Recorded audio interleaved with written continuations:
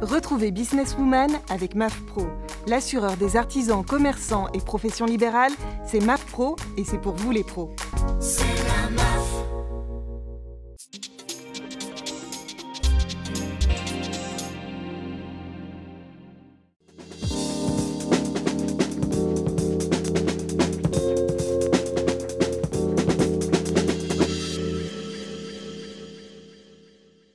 Bonjour à toutes et à tous, bienvenue dans Businesswoman.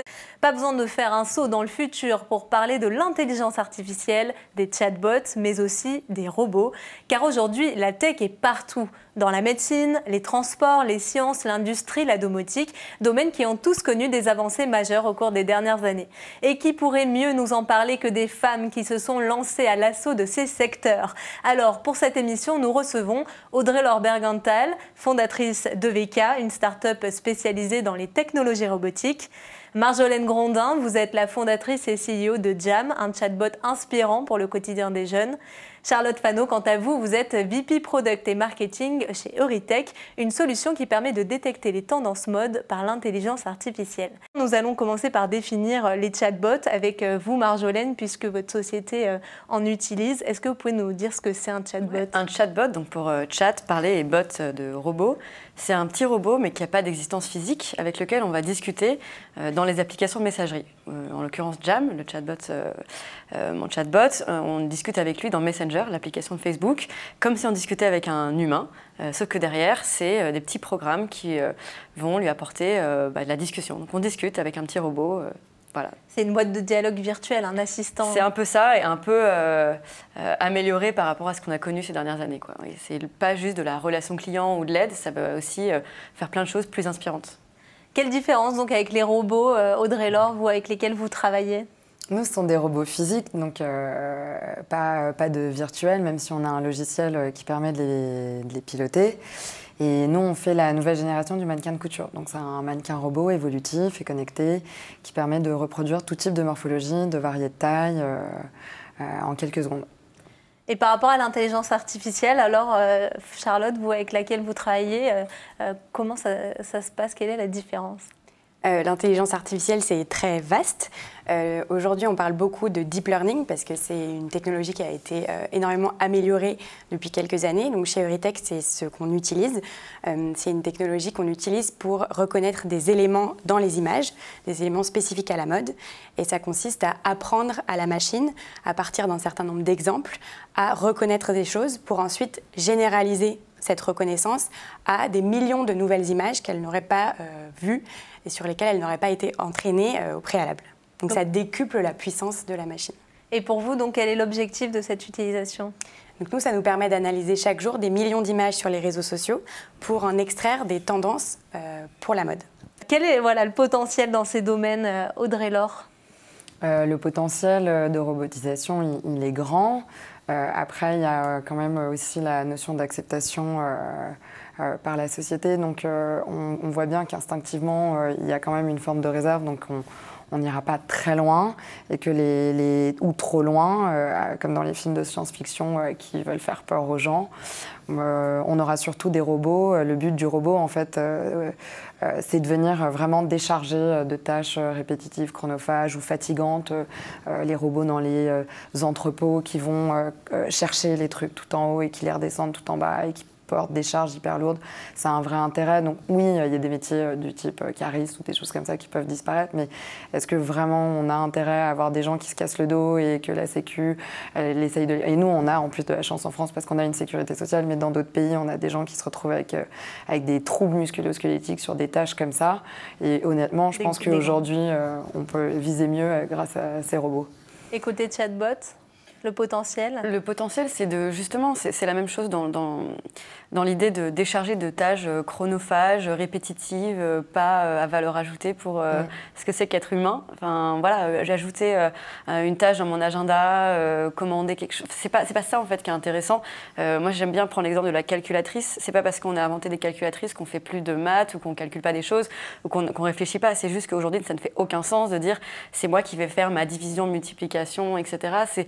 C'est pas ça qui est intéressant, c'est plus j'amène le besoin, j'ai besoin de calculer ça pour quelque chose, avec une calculatrice, je le fais en un quart de seconde. Et derrière, j'utilise ce chiffre pour faire quelque chose. Donc simplifier, s'aider au quotidien. C'est simplifier et dire les choses qu'on n'a pas besoin de faire en tant qu'humain parce qu'il y a des robots qui peuvent le faire, on le fait, mais les chatbots, ils sont là pour nous aider à faire des choses. Moi, j'ai un peu la conviction que l'intelligence artificielle est en train de devenir une commodité et que c'est presque l'électricité du 21e siècle. C'est que j'espère que bientôt, il n'y aura plus de sens de parler de boîtes dans l'IA, dans l'intelligence artificielle, sauf celles qui font de la recherche pure et dure, mais finalement, il y en a peu qui font de la recherche. La plupart, elles l'utilisent pour améliorer quelque chose. Et c'est ça qui est intéressant. En tout cas, moi, c'est ce qui m'intéresse. C'est ce que vous voulez faire aussi, je crois. C'est ça. C'est avec Jam, on s'est posé la question. On a commencé nous-mêmes à créer des algorithmes, etc. Et à un moment, on s'est dit, en fait, il y a tellement de choses qui se font. Elles sont accessibles. Notre but, c'est plus de jouer au Tetris ou Lego. Enfin, c'est d'assembler et de dire comment est-ce que je peux utiliser un algorithme ici, une classification, des règles de classification là, et les amener pour améliorer. Moi, ce qui m'inspire dans ma vie, c'est justement inspirer nos utilisateurs à découvrir plein de contenus. Et plutôt que de le faire avec un blog, un site, une boutique, un magazine, on le fait avec un chatbot, mais c'est pas important en fait, ça c'est le moyen.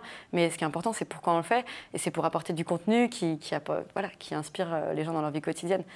Oui, Charlotte. Ouais, je voulais appuyer ce que tu disais parce que je pense que c'est très important de comprendre que l'intelligence artificielle, il y a toute une partie qui est accessible à tous et ça serait vraiment dommage de ne pas en faire l'usage. Et il y a une autre partie qui est en cours d'évolution. Nous, chez Eurytech, ça a été fondé par 2 docteurs en intelligence artificielle. Donc on est, je dirais, la partie complémentaire de ce que tu dis, où on développe des technologies, en l'occurrence pour améliorer la reconnaissance d'images. Donc pour le coup, c'est des nouveaux développements qui, je pense, au fur et à mesure, vont être accessibles à énormément d'autres entreprises qui vont pouvoir utiliser simplement les briques technologiques pour les appliquer à des problématiques bien précises qu'elles maîtrisent et qui leur permettra de décupler le résultat de la technologie. On n'est pas forcément obligé d'être spécialiste de la tech ou de ces domaines-là pour se lancer. Vous en êtes aussi la preuve, Audrey Laure, vous étiez juriste. Racontez-nous un peu votre parcours pour en arriver aujourd'hui à la tête de VK. Ça a été un hasard, juriste en propriété industrielle, donc passionné d'innovation, oui, mais je ne pensais pas finir en robotique. Et c'est l'idée de ce mannequin, il y a une 12aine d'années maintenant, qui a fait que j'ai basculé d'abord dans le monde de la mode et de l'artisanat, c'est-à-dire j'ai appris un métier, le métier de styliste modéliste, parce que moi je voulais comprendre mes clients. Et savoir mes futurs clients et savoir si je les comprenais bien. Donc j'ai appris un métier d'artisan et une fois que j'ai vu ce que c'était, je suis partie en robotique pour faire ce robot pour ces gens-là. Et basculer en robotique, au début, c'est dur parce qu'il y a beaucoup d'hommes, quasi 90%. Donc ouais, c'est un gros changement et puis faut changer sa façon de penser aussi, faut s'adapter. Quand on est dans ce type de milieu qui est en transition quand même. Hein. En 7 ans, franchement, j'ai quand même vu que ça avait beaucoup changé. Et quels sont les avantages alors à se lancer en tant que femme dans ces domaines ? On est moins nombreuses, donc je sais pas, il y a une petite forme d'entraide, il y a une forme de visibilité aussi, des gens qui ont envie de vous aider, sans que ce soit condescendant. Parce que, je vais t'aider, ma petite dame, à monter ton petit projet. Ok, merci. Je pense qu'il y a des avantages à être dans la norme, il y a des avantages à en sortir. Et ils sont différents et c'est un peu ça, quoi. C'est quand tu n'es pas dans la norme, tu es plus visible, tu as peut-être plus la niaque aussi parce que tu as envie de dire je vais montrer l'exemple, je vais montrer que moi aussi, en tant que femme, on peut y arriver en tant que jeune femme qui n'est pas tech à la base. Donc c'est assez chouette aussi. Quels conseils donnez-vous aux femmes qui hésitent à se lancer dans ces métiers, à rejoindre ces métiers ? Je dirais je pense qu'on ne peut jamais regretter de se lancer parce qu'on apprend forcément énormément de choses. Et comme on le disait, aujourd'hui, ces technologies, elles vont juste concerner tous les aspects de notre quotidien, qu'ils soient personnels ou professionnels. Donc d'aller s'y frotter, de comprendre comment ça fonctionne, de justement faire la part des choses entre le fantasme et la réalité et de mieux pouvoir les maîtriser. Je pense que c'est forcément énorme. Et ensuite, la deuxième chose que je dirais, c'est que ça contribue à rencontrer énormément de gens. Et je pense que c'est en faisant ces rencontres, en n'ayant pas peur d'aller solliciter des gens, de demander des avis, même des gens qui paraissent inaccessibles. Et souvent, on a des surprises et c'est ça, je pense, qui nous permet de grandir, de faire des meilleurs projets et de transformer des projets en entreprises à succès. Un autre conseil ? Je pense qu'à part on peut être passionné de la tech pour la tech, mais je pense que c'est pas ça qui fait une belle entreprise. Ce qui compte, c'est d'identifier un besoin, un problème qui existe vraiment, que des gens ressentent, qu'on peut résoudre aussi. Et une fois qu'on a identifié ça et du coup qu'on se passionne pour un problème, un marché, une industrie, la tech va venir et en fait je ne pense pas qu'on puisse se dire qu'il faille se dire je suis passionnée par le robotique, qu'est-ce que je peux en faire? Et c'était votre cas justement oui, quand nous vous on n'a avez pas du tout lancé commencé Jam. en se disant on va faire un chatbot, au début on a fait une app, enfin on s'est plutôt dit ok, on était étudiants à l'époque, en tant qu'étudiant j'ai l'impression qu'il y a plein d'informations que je rate sur le campus, à l'extérieur, voyager, etc. J'ai pas le temps de tout voir, comment est-ce que je peux faire pour améliorer ça? Et de fil en aiguille on arrive à créer un chatbot, mais je pense que vraiment, dans l'entrepreneuriat en général, si on élargit un peu par rapport juste à la tech, parce qu'il y a aussi entrepreneuriat qui n'est pas tech, c'est identifier un vrai besoin, un problème qui nous passionne, auquel on a envie de penser mais sous la douche et se dire mais tant qu'il ne sera pas résolu, je continuerai ma croisade. Et en fait, la tech va venir largement améliorer, amplifier, permettre d'avancer plus vite, à moindre coût, etc. Mais du coup, qu'on soit femme, homme, moins de 30 ans, plus de 30 ans, école de commerce, pas j'en sais rien.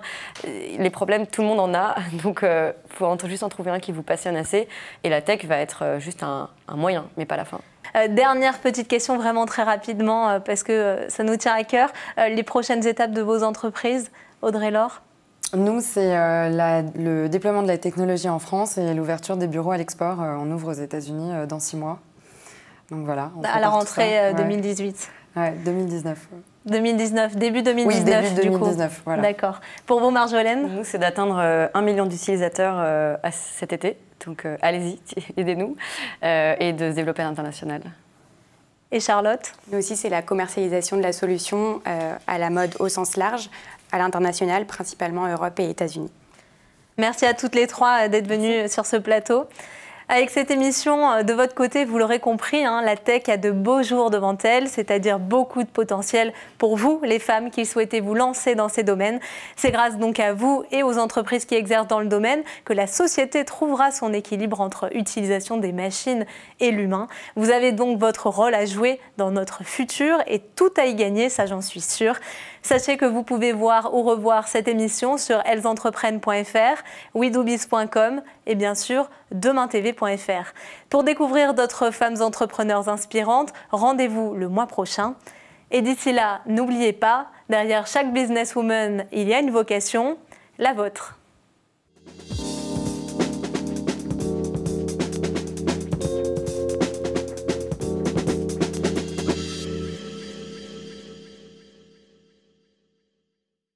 Businesswoman vous a été présenté par MAF Pro. L'assureur des professionnels et de la santé collective, c'est MAF Pro et c'est pour vous les pros.